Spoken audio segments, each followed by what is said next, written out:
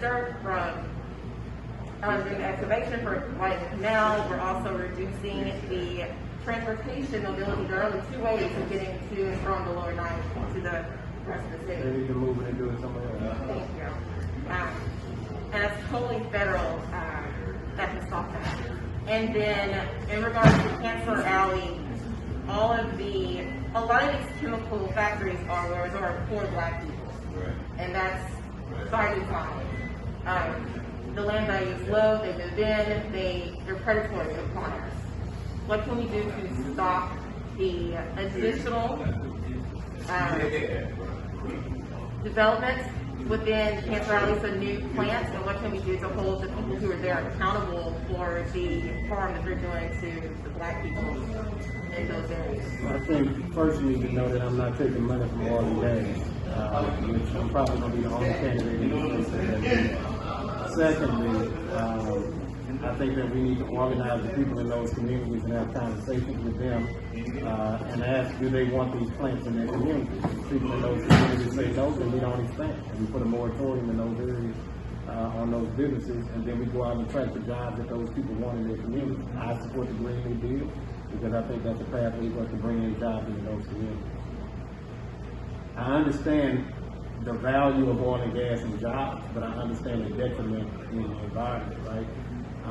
And I think that you can't address one without addressing the other, because there are thousands of people with jobs that work in those industries, Black folks especially. My brother-in-law being one of them that takes care of my sister through an oil and gas job. But I know that he doesn't care whether it's oil and gas or windmills. He cares what he gets paid on his check. And so if we can go and attract those businesses to our state, I think that that's the way in the direction we need to go in. And we need to also push oil and gas companies that are transitioning from oil and gas to transition faster, right? To be good public stewards of the resources in these communities, and the greatest resource they have is the people. Exactly. So I think we've already said this before off camera, but Medicare/healthcare for all. Medicare for all.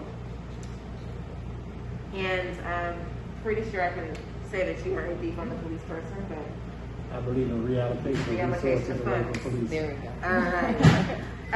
So what about in regards to the reallocation of funds? And from the military. Mm.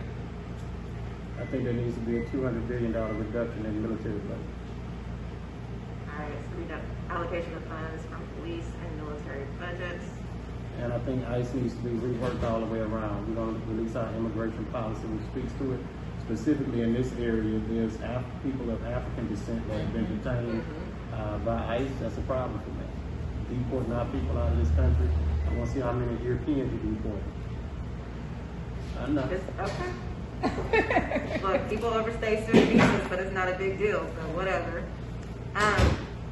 So what about in regards to policing qualified immunity? Get rid of it.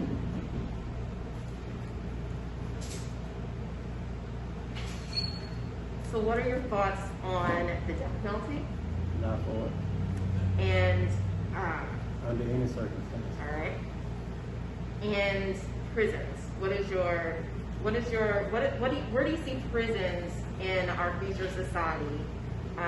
Do you have any pathways of abolishment, pathways of eliminating prison populations? Like, where does that, in regards to criminal justice as a whole? I think people who kill people should be confined for some period of time. That is my personal belief. I think people who rape or beat women need to be dealt with. Rape or beat anybody. You have violent criminals, and that is a problem. But I think that for many of the offenses that we put people in jail for, that we should be looking at how do we reimagine reentry. Yeah. I think that we should not have private prisons ever. We should not profit off of the enslavement of people in essence, because you're putting them in some form of bondage.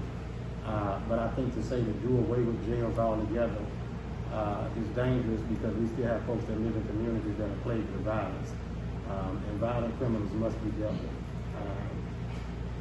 So that's my fair. position. So in regards to the for-profit prisons and no private prisons, prison labor, as you probably know in Baton Rouge, a lot of the inmate, or a lot of incarcerated people, they do the lawn care at the state capitol. They Here in cook New for the Orleans, governor. yes. Mhm. Here in New Orleans, when the city workers were on strike, they used prison labor to pick up the trash. Where do you stand on using the Pay them labor a of fair incarcerated? wage. If you gonna, I think that if you ask people that are incarcerated if they want to work, the answer's gonna be yes. But I don't think they want to work for pennies. I think that they should be paid a fair wage. Because they're incarcerated doesn't mean that you take away their ability to earn a fair wage. Sorry, can I follow up on Yeah. that? What about the use of prison labor to replace our workforce? So like, Never. okay, that actually happened with the sanitation here Never. at the start of COVID. Solve the problem while keeping striking. Right. Yeah, exactly. They actually didn't honor their contract of increasing their wage, amongst other things. Let's see.